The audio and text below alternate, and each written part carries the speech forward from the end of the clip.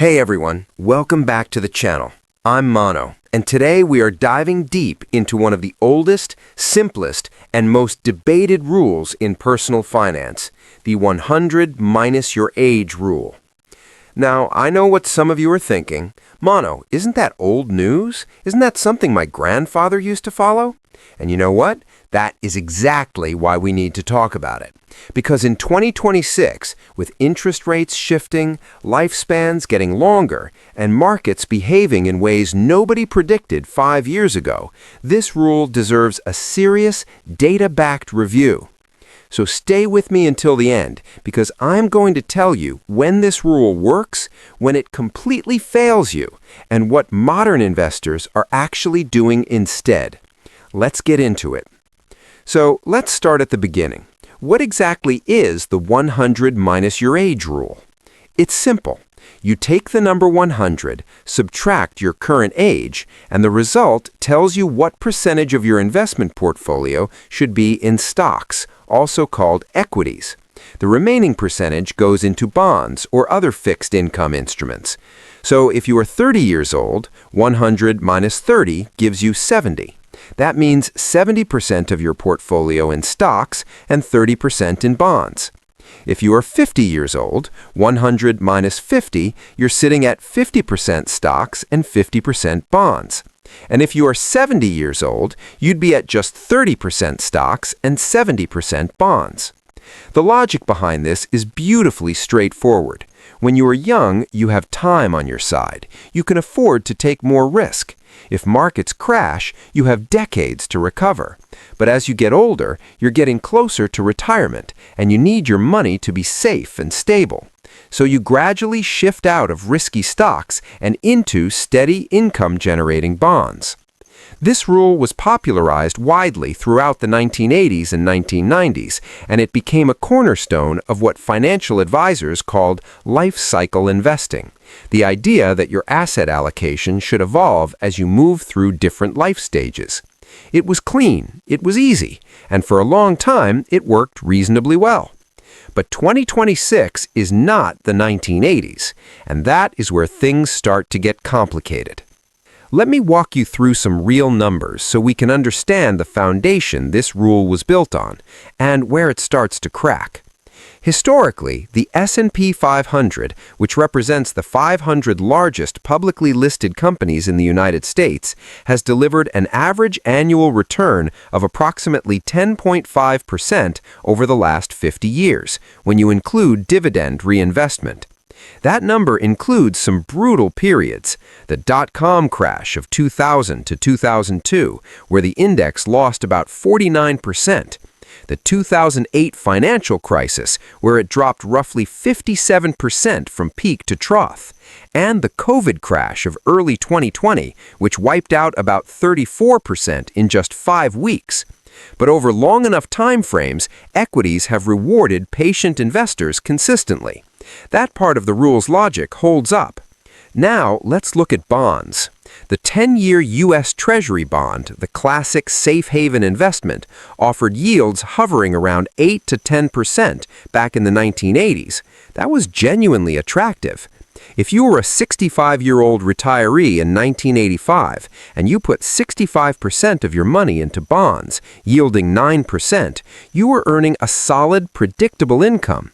The 100 minus your age rule made complete sense in that environment. Fast forward to the early 2020s and something dramatic happened. After the 2008 financial crisis, central banks around the world slashed interest rates to near zero to stimulate growth. By 2020 and 2021, the U.S. 10-year Treasury yield had fallen as low as 0.5%. That is an unbelievable number, 0.5%. If you followed the rule and moved 70% of your retirement portfolio into bonds at that point, your money was essentially earning nothing, while inflation was quietly eating away at your purchasing power. U.S. consumer price inflation hit 9.1% in June 2022, a 40-year high, while bond yields were still near historical lows. Retirees with heavy bond allocations saw deeply negative real returns. And here's the painful reality that really shook investors in 2022. In that single year, we saw something that hadn't happened in decades. Both stocks and bonds fell sharply at the same time. The S&P 500 dropped approximately 19.4% that year, but the Bloomberg U.S. Aggregate Bond Index, the broadest measure of the U.S. bond market, fell by roughly 13%. For investors who thought bonds would protect them from stock market losses, that year was a severe wake-up call. So right away, you can see that the foundational assumption of the rule, that bonds are a safe cushion, does not always hold true in a rising rate environment. Now here's another massive issue with the original rule that almost nobody talked about when it was created. It was designed at a time when life expectancy was significantly lower than it is today. According to data from the World Bank and the United Nations, global average life expectancy has risen from approximately 52 years in 1960 to around 73 years today. And in developed countries like the United States, Japan, and across Western Europe, average life expectancy for someone reaching retirement age today is often projected at 85 to 90 years. And that's an average, meaning a meaningful portion of people will live well beyond that. Think about what that means for your portfolio. If you retire at 60 and you live until you are 90, you need your money to last 30 years. 30 years! If you follow the original rule, and at age 60 you put 60% of your portfolio into bonds, yielding low returns, there's a very real risk that you will simply outlive your savings.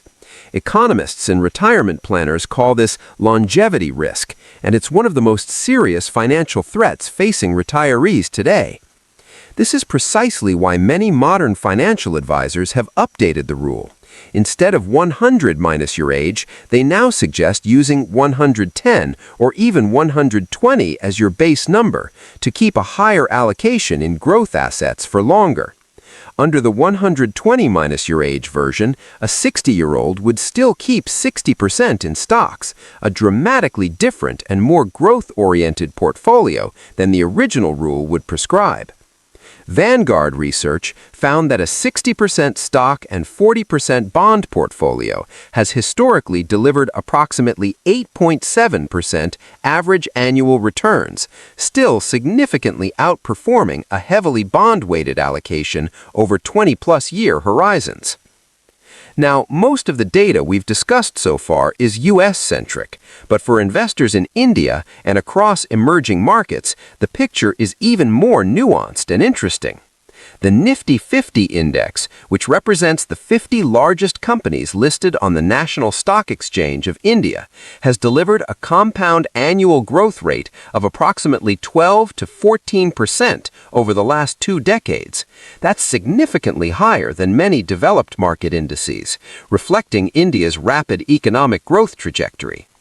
Meanwhile, Indian government bonds, the 10-year G-Sec, have historically offered yields in the range of 6 to 7.5%. That's far more attractive than what U.S. or European investors have generally had access to in recent years. So for Indian investors, the traditional logic of the rule, where bonds provide meaningful income, has more validity than it does in ultra-low yield environments. However, India also faces higher inflation historically. The Reserve Bank of India targets consumer price inflation of around 4%, but real-world inflation, especially food and fuel inflation, has consistently run higher for average Indian households. This means that even a 6 to 7% bond yield may not be generating much real return after inflation is accounted for. The takeaway here is clear. Whether you're investing in India, the United States, or anywhere else in the world, the rule needs to be adjusted for your local inflation rate, local interest rates, and local market conditions.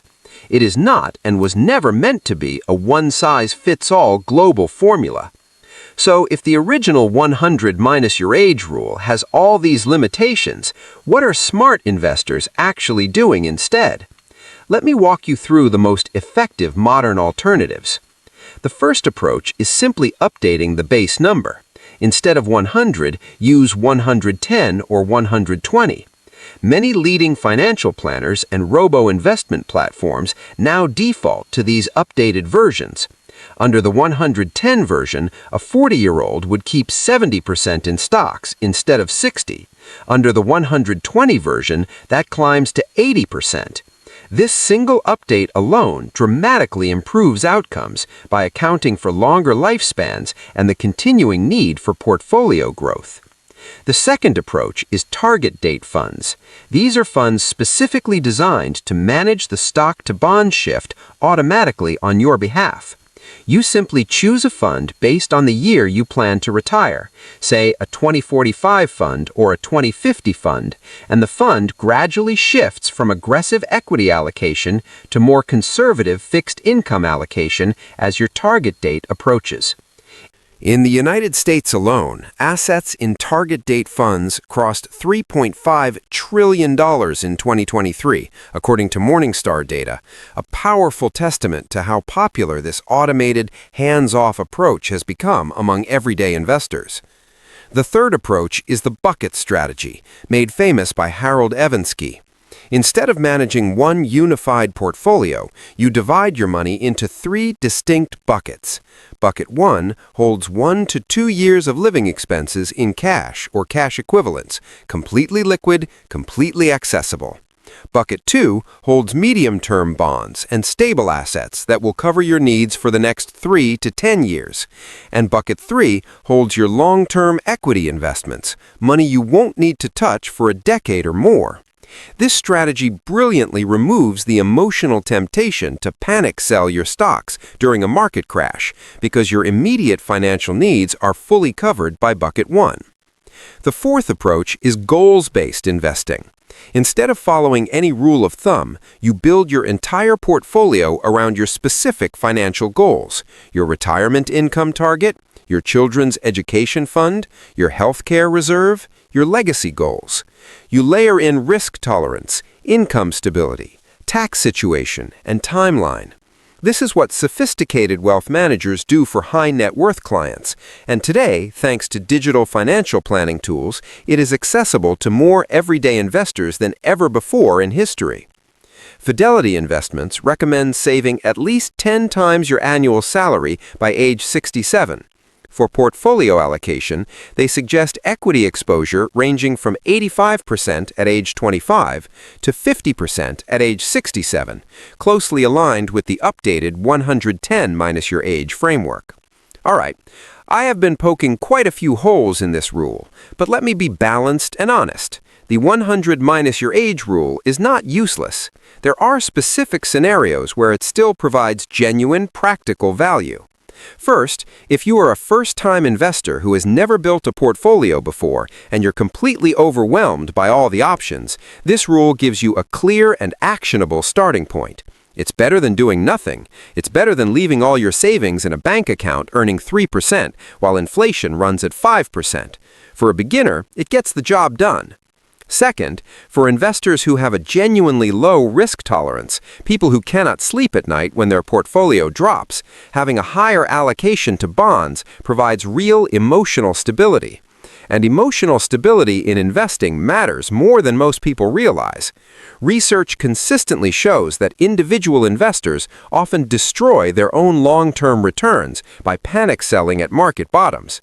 If having more bonds prevents you from making that catastrophic mistake, then the conservative allocation has more than earned its place.